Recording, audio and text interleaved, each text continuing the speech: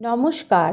ঠাকুর মা স্বামীজি আর আমার গুরুদেবের চরণে প্রণাম নিবেদন করে শুরু করছি আজকের পাঠ। আজ আমি আপনাদের স্বামী মুক্তিশ্বরানন্দের লেখা থেকে কিছু পাঠ করে শোনাব। একদিন স্বামী প্রভবানন্দ স্বামী অখণ্ডানন্দজির অন্তর্জগতের এক অনন্য সাধারণ ভাবের পরিচয় পেয়েছিলেন।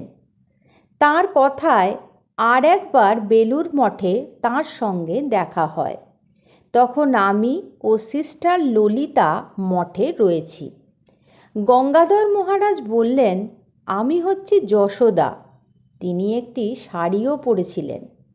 তারপর আমাকে ডান পাশে এবং সিস্টারকে বাঁ পাশে বসালেন। তখন একটি ছবি নেওয়া হয়। লেগেড হাউসের দক্ষিণ দিকের বারান্দার নিচের প্রাঙ্গণে বসে এই ছবি তোলা হয়েছিল। মঠ যখন আলমবাজারে, সেই সময় স্বামী অখণ্ডানন্দজির এক বিশেষ দর্শন ও অনুভূতি হয়েছিল, যার চকিত আভাস যেন পাওয়া যায় লেগেড হাউসে তাঁর এই আচরণে।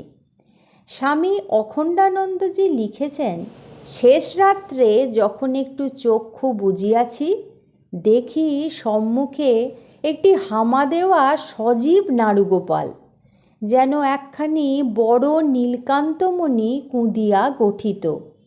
কি সুন্দর সুঠাম নিখুঁত মূর্তিখানি! গোপালের শ্রী অঙ্গের বিচ্ছুরিত জ্যোতিতে ঘর যেন আলোকিত। শ্রীমুখে হাসির রেখা ফুটিয়া উঠিয়াছে। ঘন কৃষ্ণ কেশের চূড়ায় প্রস্ফুটিত গোলাপ, ময়ূর পাখায় মুক্তামালা বিজড়িত, সর্বাঙ্গ মরকত আদি মণিরত্নাকারে ভূষিত। আমার ভিতরে ব্রজবাসিনীদের দিব্য বসনভূষণে শোভিতা মা যশোদা ডান হাতে খাবার লইয়া ঠাকুরকে তাহার রামলালার সঙ্গে গানের সুরে আখর দিয়া যেরূপে কথা কহিতে শুনিয়াছিলাম, ঠিক সেই রূপে আখর দিয়া গোপালকে খাবার দেখাইয়া ডাকিতে লাগিলেন। আয় বাপ, আয় গোপাল আমার, যাদুমণি, নীলমণি, দুঃখিনীর অঞ্চলের নিধি, আয় রে। গোপাল হামাগুড়ি দিয়া হাসিতে হাসিতে একটু মায়ের দিকে আসিলেই তাহার গানের সুর আনন্দে ভরিয়া যায়। আর যখন হামা দিতে দিতে গোপাল পিছাইয়া যায়, তখন মা যশোদা কাঁদো কাঁদো সুরে ডাকিতে থাকেন। মা যশোদাকে লইয়া নীলমণি গোপালের যখন এইরূপ খেলা চলিতেছে, তখন দেখি ঠাকুর তাহার সেই লাল পেড়ে ধুতির আঁচল কাঁধে দক্ষিণ হস্তের তর্জনী নির্দেশে একবার মা যশোদাকে ও আর একবার গোপালকে দেখাইয়া আমাকে বলিতে লাগিলেন, দেখ দেখি এ কি ভাব। আমি তখন বিস্ময়ানন্দে অভিভূত হইয়া বলিয়া উঠিলাম, নির্বাণে আমার কাজ নেই প্রভু। আহা, এ কি রূপ! এই ভাব নিয়ে আমি শত শতবার জন্মাইতে চাই। ইহা বলিয়া আমি ঠাকুর, গোপাল ও মা যশোদাকে আঁকড়াইয়া ধরিতে গিয়াছি, এমন সময় আমার চমক ভাঙিল। দেখি বেলা অনেক হইয়া গিয়াছে। আবল্য কঠোর তপস্যা কেন্দ্রিক জীবন ও ব্রহ্মানুভূতির প্রতি ঝোঁক ছিল স্বামী অখণ্ডানন্দজির। এই দর্শন তাঁর ভাবজগতে আমূল পরিবর্তন এনে তাঁকে নরনারায়ণ সেবার অভিমুখী করেছিল। বেলুড়ে মঠ স্থাপনের পর থেকে কালক্রমে মঠের কর্মকাণ্ড ও মঠবাসীর সংখ্যা বৃদ্ধি পাচ্ছিল। সেই তুলনায় পর্যাপ্ত বাসস্থান ছিল না।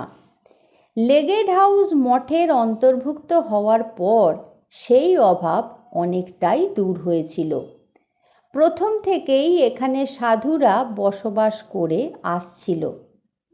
শ্রী শ্রী মায়ের এই বাড়িতে থাকাকালে এবং মঠের অন্তর্ভুক্তি হওয়ার পর স্বামী অখণ্ডানন্দজি ছাড়াও তখন স্থূল শরীরে বর্তমান অন্য শ্রীরামকৃষ্ণের পার্ষদগণও কোনো না কোনো সময়ে এসে এখানে থেকেছেন।